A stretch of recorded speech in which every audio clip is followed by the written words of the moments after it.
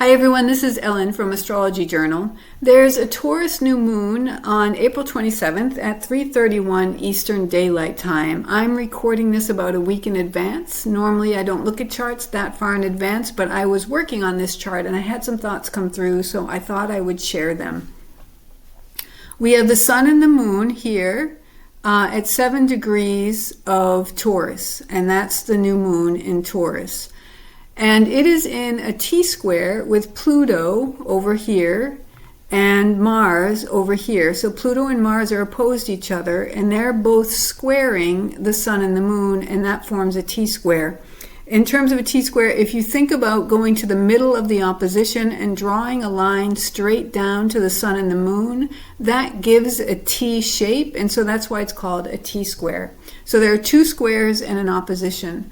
There has not been a lot of square energy in the charts of late. There has been some, but not much.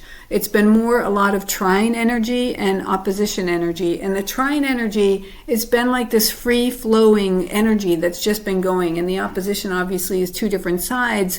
And in the world right now, those two different sides seem to be out of balance and working against each other. And the goal of the opposition is really to find a dynamic balance, dynamic equilibrium between the two.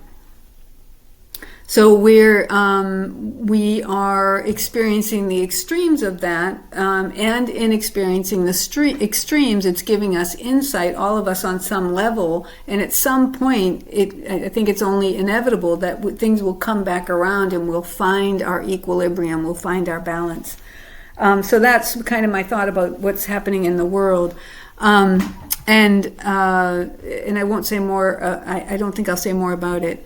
But anyway, the interesting thing about the T-square is challenge, dynamic energy, challenge. It asks, it's like the cornerstone. Something is being asked to be laid down. Some foundation is being asked to be laid down. And we get more of that with Taurus. Taurus emphasizes that idea of a foundation that is needing to be laid down, and that takes work. It doesn't just happen. We have to actually consciously do it.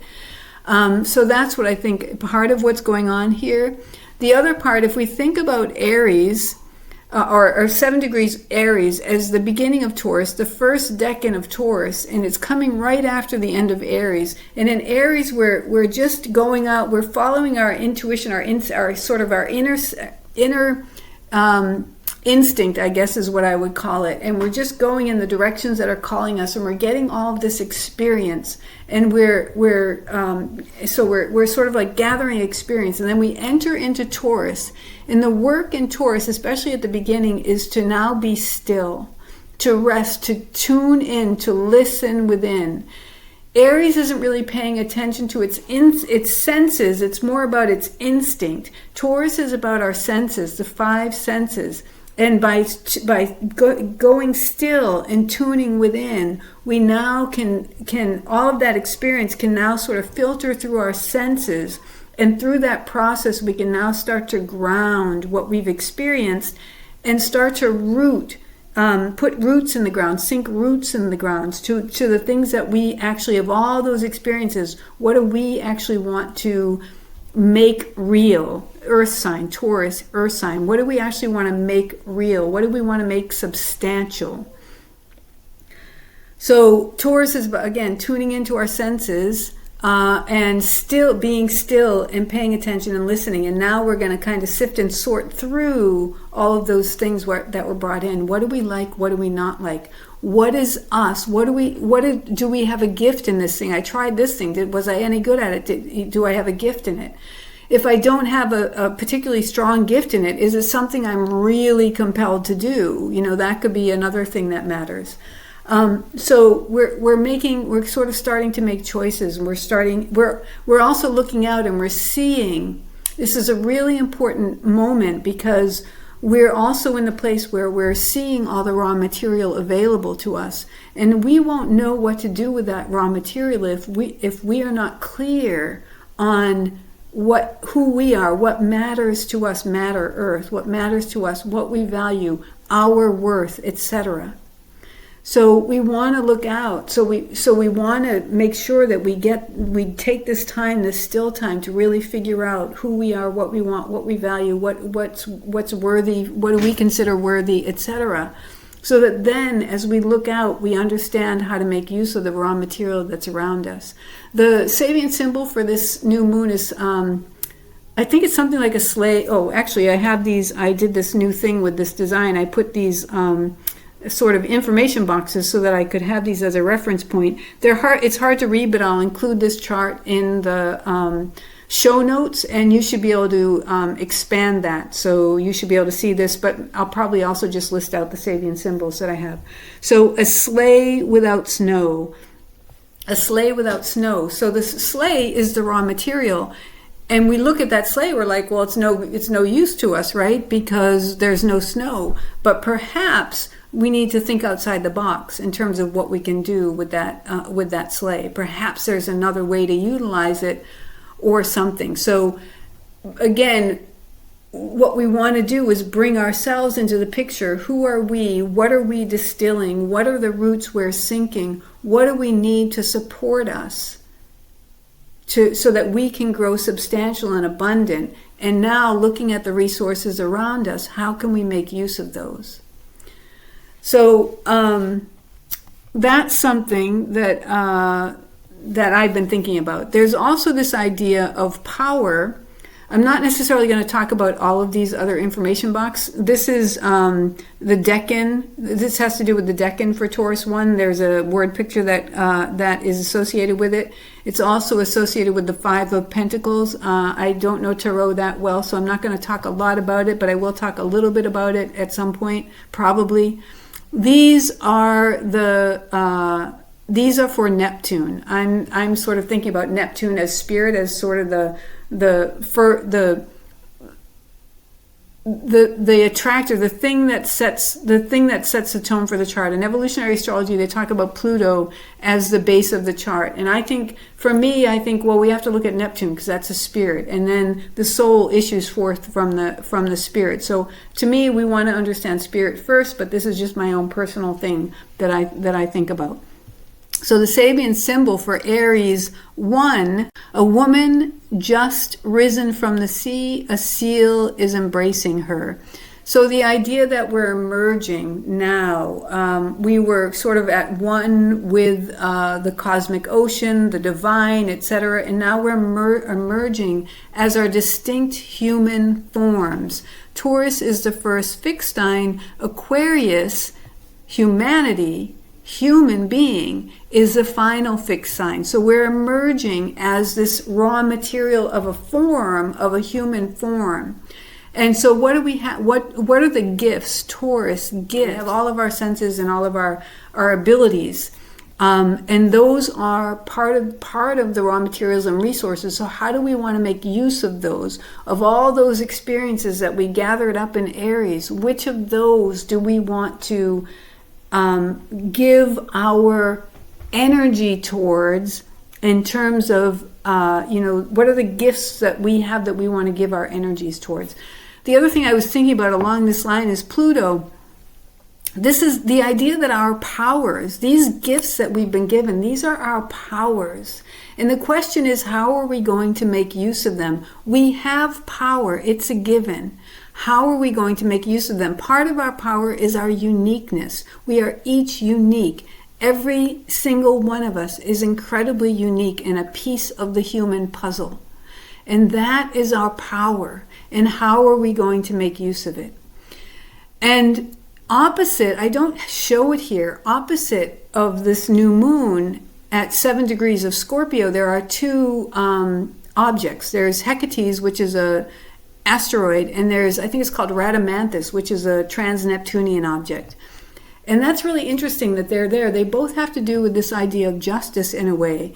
And Hecates also has to do with this idea of healing. She kind of rules over the underworld and the dark. She's like the queen of the underworld, but also the womb and darkness. And she's said to wander through, the mythology is that she wanders through the night and she rescues lost souls. but she also metes out justice, or takes vengeance out on those who have violated, the basic principles of, you could say, what's right, what's good and what's right and all that kind of stuff. And Rhadamanthus is about justice also. It's very fair, but when someone or when justice has been violated, I guess it is very firm in its administration of justice. I guess you could say it like that. So the question isn't, do we have power?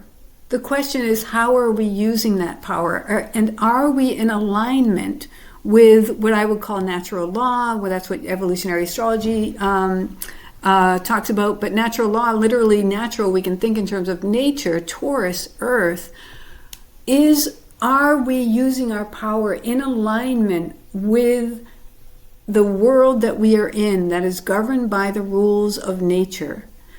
The earth is ultimately our home. Taurus stands for the land. The earth is the land on which we stand. Everything that makes our lives possible comes from the earth in terms of our physical bodies. If it weren't for the earth, we could not continue.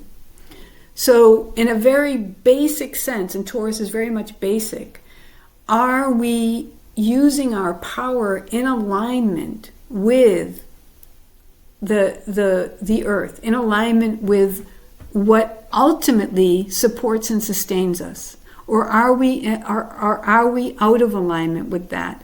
And the idea of this Rhadamanthus and this justice and this seeking, this vengeance kind of thing, we can think of that as just the energy of return, right? What goes around comes around. So if we have been living out of alignment, we may experience a challenge, a crisis, and that may be helping us to see how we've been out of alignment. So that's something that I think is coming through, this idea of how are we using our power, and perhaps any negative experiences we have might be giving us a mirror back or insight into how we've been using our power. Are we in alignment or are we out of alignment? And so my take is always that the energies are always there to support us and help us. And it's not this idea of punishment because we've done bad. It's this idea of these checks and balances are in place to help us return to right alignment with the path. And I hadn't really thought about this, but there has been a lot of opposition energy. And in the United States in particular, there's been a lot of talk about this idea of checks and balances, how the Constitution was written in such a way to have encoded in it checks and balances to ensure things don't go out of whack. And people have been talking about how these checks and balances aren't working. So the idea is that the checks and balances are meant to ensure that the system that best serves us, so that the earth, in this case, the earth system that is our life source, our life support, is always maintained in a harmonious way that continues to support us. That whatever we do is supporting the earth so it can support us. So we're in this sort of cycle, that kind of a thing. So this idea of checks and balance with this oppositional kind of energy. An interesting thing, Five of Pentacles is the card that has the two people who are kind of destitute and they're walking by a church with the lights on, and they don't notice the church. They're too preoccupied with their troubles. So the idea that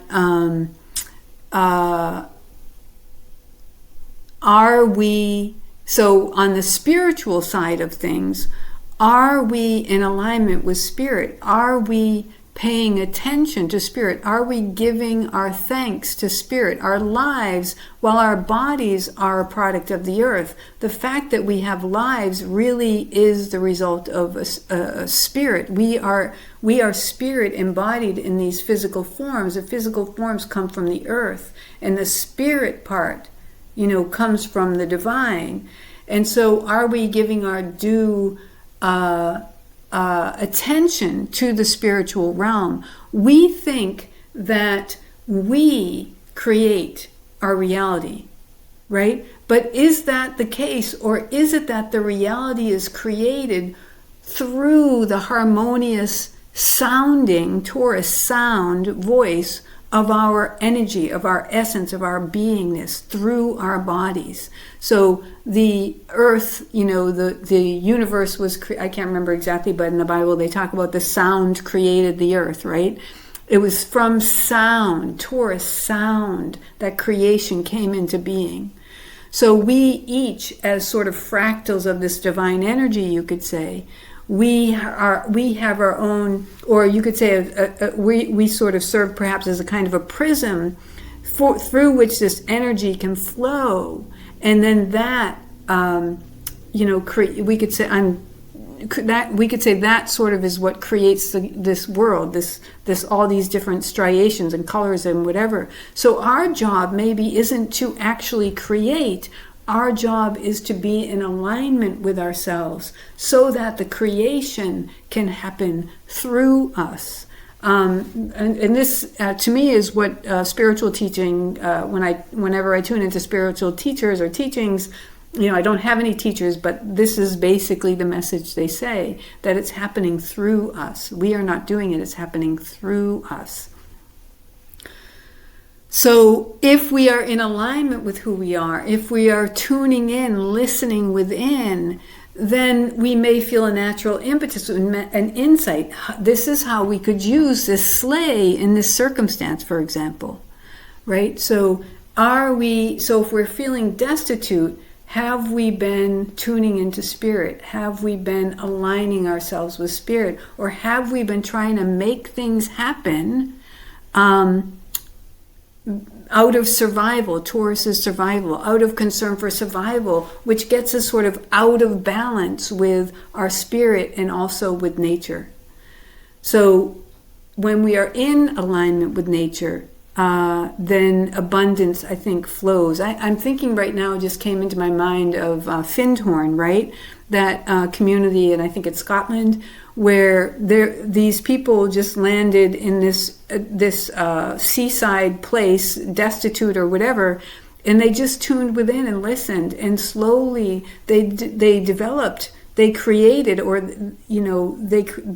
this incredibly abundant place that was initially kind of barren, grew up because they were tuned in and they listened to the earth and they followed that, and they just did that. They didn't impose their ideas on it. They tuned in and listened to what was needed, what was being asked for, etc. I'm not saying it very well, but I hope you get the idea. That's, I think, what what the energy is supporting us in getting back to, if we're not already there. I know I'm way out of whack with it, but that's the idea. And Taurus is the second step on the zodiac wheel, and I more and more see the zodiac wheel as an encoded teaching. The second step, we have to become still. We've had all the experience. We've gotten a taste of the world around us. Now, be still, tune in. And what can we be thankful for one? But then, who are we? And can we allow our roots to start to descend? So, and then the other thing I want to talk about is this interesting thing with Mars. So this T-square is in the first decan of each of the signs. So the first decan of Aquarius, Pluto is in the first decan of Aquarius, Taurus is in the first decan, the new moon is in the first decan of Taurus, and Mars is in the first decan of Leo. And the first decan in Tarot is 5. So, and Aquarius is an air sign, that's swords, 5 of swords. Earth is pentacles, so that's 5 of pentacles. And fire, Leo is fire, that's 5 of wands. So this energy of 5 is kind of a lot, I guess it's about, in tarot, I guess it's about conflict, but it's about a lot of creativity in a lot of different directions. But if you think about that, if there isn't some sort of organizing principle, then what you end up with, say, is like a garden bed full of weeds that are just all over the place. That's a lot of creative energy, right? But there's no rhyme or reason to it, and it's not necessarily fruitful or producing, metaphorically speaking. So to perhaps, and so if we look at the beginning of Leo, there's this idea that our energies can be squandered. So five of wands, that our energy can be squandered in needless conflict, in useless conflict. And perhaps if that's happening, if we're finding our vitality and our energy and etc., and our actions being squandered, running up into some kind of conflict every time we take a step, perhaps we can think back, we can look back, perhaps the solution, the resolution is this Taurus new moon energy of being still within and getting in alignment with both the earth and spirit, and remembering that we are the sort of the vehicle that connects those two. We are the connector of those two energies. And that it's not about competing with others, it's about stepping into or allowing the part that is meant to play through us to happen. I am stepping in. I finished the video and I realized there was something else I want to talk about. So you can see over here I've got the different stat wheels. I talked about this in the last video. Here you can see that there are two essential planets in their essential dignities. In this case, their exaltation. That's what this is. And here in the debilities, there is a planet and its debility. And here in the minor dignities, this is the triplicities. There are 3 planets in triplicity. There are none in terms and there are none in face. So the essential dignities and debilities are a traditional astrology way of assessing, I guess you could say, the status or the standing of a planet, the strength of it, I guess you could say. So there are 2 main essential dignities, rulership and exaltation. If you've studied some astrology beginner level, you know about rulerships. Every planet is given, is in its rulership or rules over a given sign, you could say. Exaltation is another one. So just as every planet has a sign that it rules, there is a sign in which it's in its exaltation. Each planet is in its exaltation. And then for debilities, there's detriment and there's fall. So planets in certain signs are in their detriment and in other signs are in their fall. Detriment is essentially you don't belong at all. You're in a culture you don't know, you don't speak the language, etc. That sort of thing. Fall is you're sort of you're sort of lost to culture in a way, I guess. You're sort of lost to the society. I'm just learning these, by the way, and my learning process isn't to dive in and really get them. My process is more like, I've discovered these and allowing information to come as it comes. So I don't know these very well, but I'm starting to look at them. And then there are 3 essential dignities, minor essential dignities. Those are called triplicity, terms, and face. So triplicity, as basic understanding, my understanding is luck. It has to do with luck and this idea, I think, of being a team player. Terms, and I don't really remember. Face is this idea. When I first learned it, my first teacher said it's like being kicked out on the curb. You're still part of society, but you don't have a home. Nobody wants you in their home or something like that. But I've heard recently that it has to do with this idea you have a special gift that only you, and this is relates to Taurus, that only you can do. And so there's some anxiety because nobody else can do it. Perhaps there's anxiety in the collective because you're the only one, or perhaps there's anxiety in you because you're the only one. I'm not sure about that, but I know there's this relationship, this idea of anxiety having to do with it. And terms I'm blanking on. I don't remember exactly, but there are no planets in their terms, which would be shown here, and no planets in their face, which is shown here. So I want to just look at these. So here we see the planets in their exaltation. The moon is in Taurus, so that's exalted in Taurus. And Venus in Pisces is exalted. So that's exalted in this chart. And you can see here the sun is exalted in Aries, Jupiter in Cancer. Jupiter will soon be in its exaltation. It's going to move into Cancer. I think it's in July. I could be wrong about that, but it will be moving into Cancer, and it takes about a year to go through a sign, so it'll be in its exaltation for about a year. Mercury is exalted in Virgo, Saturn exalted in Libra, and Mars exalted in Capricorn. So in this chart, Venus and the moon, and so it's this idea, the way that I'm still learning, but the way that I understand exaltation is it's this idea that you have a high status, but you don't get to call the shots. You have to follow the rules. So I don't know if this is actually accurate, but I often think about like the Dalai Lama or something like that, and maybe that's not a good example, but this idea that you are a figurehead of a sort and you have to show up and do all the rituals, but you don't get to make the rules. And I don't think that's actually true with the Dalai Lama, but you get the idea that your job isn't to call the shots. It's to fulfill a specific role within a society or something like that. So the moon and Venus. So Venus rules Taurus. So that's really interesting, right? Because it's this idea that we don't get to decide what we're going to make in a way, right? It's not about what we're going to make. It's about what wants to be made through us, right? So we can maybe look at it like that. And then the moon in Taurus is interesting because Taurus is the land and so moon is home. And we don't get to make the rules of Earth. Our job is to understand the rhythms of the earth and be in alignment with the earth. So perhaps we can think about it like that. And then we have, let's go back here. And then we have one planet in its fall, and that's Jupiter, and that's super interesting to see. This isn't its fall, it's detriment. Jupiter in its detriment. Jupiter is natural law. Gemini is communication, but what comes to mind here is more about what's happening in society, this idea of the trickster and trickery and,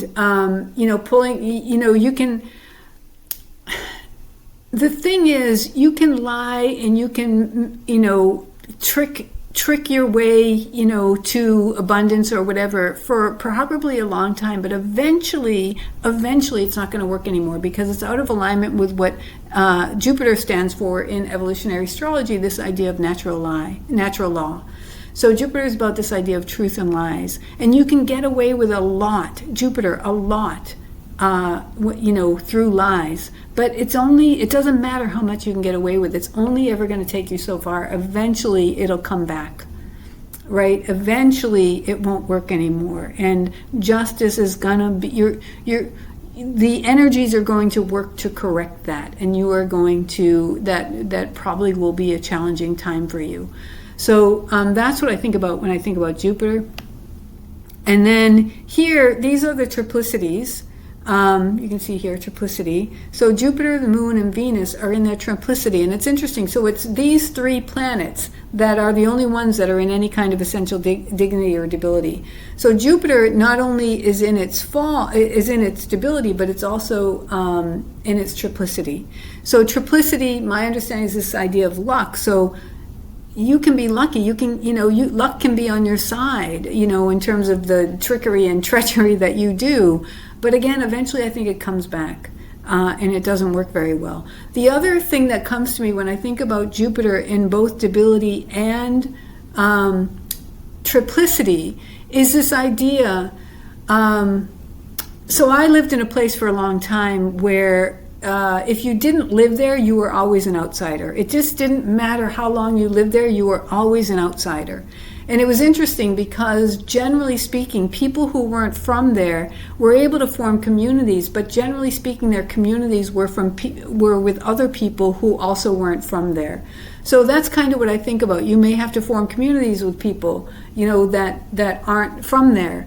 And if you think about the maybe like mainstream society is to the extent that it's out of whack. I think a lot, to the extent that it has been out of whack, people have been having to kind of form communities, smaller communities within, but yet outside of the mainstream, just for sanity. Jupiter is a traditional ruler of Pisces, this idea of sanity.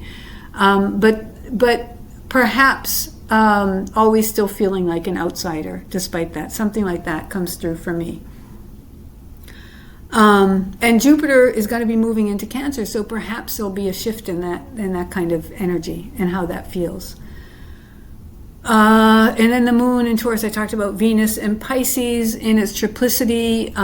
So the idea of, finding, that seems to me part of the process. When you discover who you are, you find the people who are also interested in and good at the thing you're good at, and that's where you find your communities. So you create your own little bubble. So if you think about musicians, right? Like they create their own little communities, and they sort of exist outside the mainstream, right? Their gigs are at night, and they sort of exist in a whole different kind of time frame and reality in a way. Yet you can be very successful and be really enjoy your life when you find the thing that's your true gift in the way that's true for you. So perhaps that's what human community is supposed to be.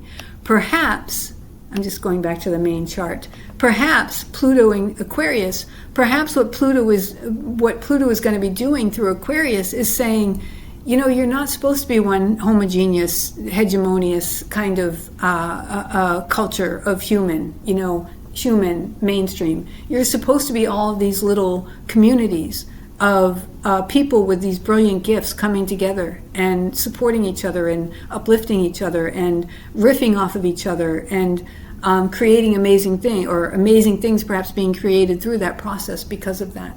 Perhaps we've been out of whack with how we've been doing human community, and that's what Pluto is perhaps going to be bringing us back around to. So that's what I have to say.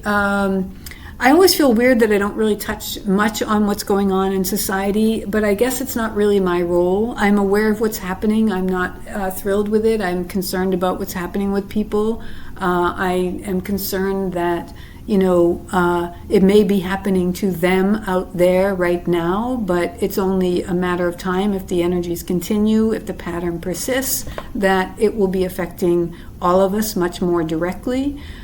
So my hope is that it will not continue the pattern, that this idea that justice will kind of rise up and come back around to bring things back into equilibrium, positive, harmonious equilibrium, like a higher level of equilibrium, perhaps we could say, a more conscious and aware equilibrium. Pisces, a lot of these oppositions are happening between the South Node and Pisces, conscious and aware equilibrium. The South Node has to do with our past, and I actually don't have a lot to say with that. What flashed into my mind was the U.S. Constitution, the basic blueprint of our particular culture being obviously from the past, and bringing things back into balance, back into alignment with that initial vision, which I think is a good vision. And it's just a matter of always figuring out ways we're always having to, more of it is always being revealed to us, and so we're always having to find ourselves rising to live up to it at another level that we weren't living up to it before. So anyway, but again, it doesn't really feel like my role to be talking about what's happening out there in the world, and it always feels kind of weird. Isn't that what astrologers do? But it's not what I'm here to talk about. And if it is mine to talk about, I will definitely talk about it.